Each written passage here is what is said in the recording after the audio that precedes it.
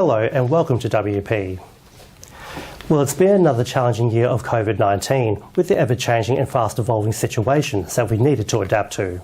Multicultural communities here in WA have also played a vital role, participating in the challenges that we've faced, and have done well in the process. As the year draws to a close, we ask how has the McGowan government succeeded in helping ethnic communities and what can still be achieved next year. Multicultural Minister Tony Booty joined us earlier. Well, obviously, coming from an immigrant background myself of Italian heritage, I recognise and understand the importance that the multicultural community makes to the fabric of Australian society.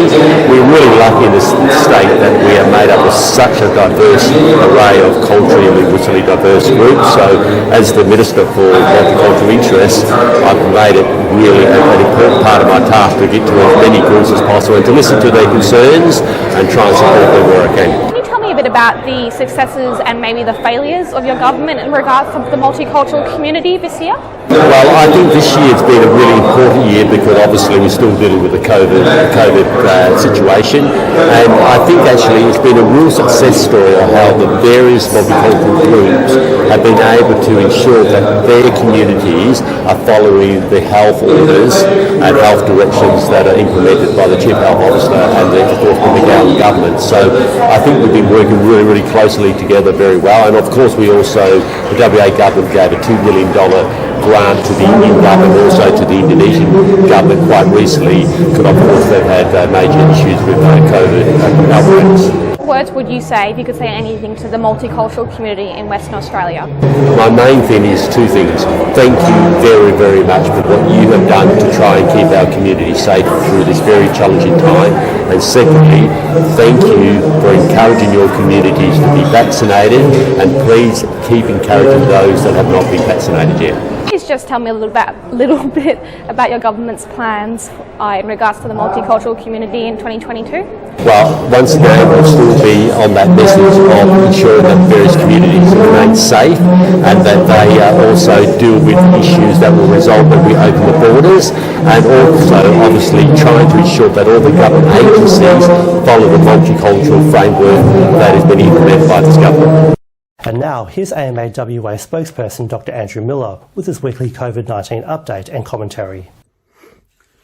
Hi, thanks for your time. It's obviously very critical moments right now for the Health Department in Western Australia, and seeing a change of Health Minister gives us an opportunity to not only improve our COVID response, but to try and address some of the other issues that really do need a circuit breaker. We've been saying for some time that it would be good to have a fresh set of eyes on health, and Minister Sanderson is certainly someone who has the respect of myself and many other medical professionals around the state who dealt with it in the voluntary assisted dying implementation, and she'll be a very capable minister.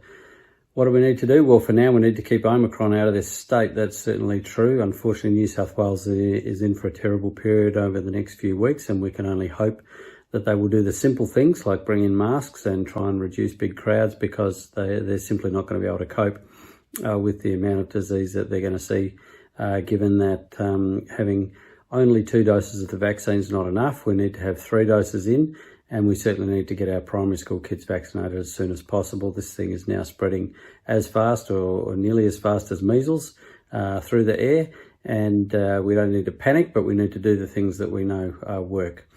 So hopefully the Minister will hit the ground running and making sure that the community understands that in WA, and that they also prepare the health system better than it is now for the control of airborne spread of such a difficult to control disease.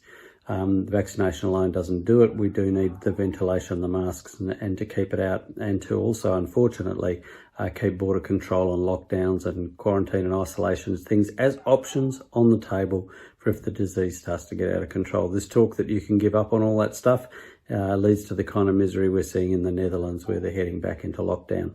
So all the best to the new minister. Thanks to the previous minister. Obviously we didn't get on over some issues, but that's all water under the bridge now. Let's just be positive moving forward with optimism that healthcare workers will be treated very well, nurses will get better patient ratios, doctors should be getting permanent contracts so they don't get poached by the rest of the country that offers people ongoing jobs, and just listen to the doctors and nurses who work with patients. give them what they need, and the rest of the system will look after itself. Thanks very much for your time. That was Dr. Andrew Miller, and that's WP for this week. We'll be back again next time, but for now, it's back to you, Ivan and Sarah. Thanks, Nelson. And here's Leo with what's coming up on 6 News tonight. Thanks, guys. Today on 6 News, breaking news, new details coming to light about what led up to that horrible Devonport jumping castle tragedy. A non-stop stream of flowers, teddies and cards continuing to be seen outside Hillcrest Primary School, but still we're seeing misinformation about what happened spreading online. Plus, New South Wales daily cases surpassed Victoria's for the first time in months. The PM reminding Aussies that infection numbers are no longer a key metric, coming as Queensland authorities reintroduce a mask mandate for indoor settings. And US President Joe Biden warning of a winter of death for the unvaccinated, with the Omicron variant here now and spreading as virus deaths in America surpass 800,000. You can see full details on those stories and plenty more by heading to our YouTube channel. Just search 6 News AU to find us, or go to our website 6newsau.com. For now though, guys, it's back to you. Thanks, Leo. That's our weekly news and current affairs. We'll have the latest news anytime on our website, wamnnews.com.au. Don't forget to join us next week for our final news broadcast for 2021. Until then, from Sarah and myself, wish you good health and good night. Thanks for stopping by, and don't forget to get in the Christmas spirit.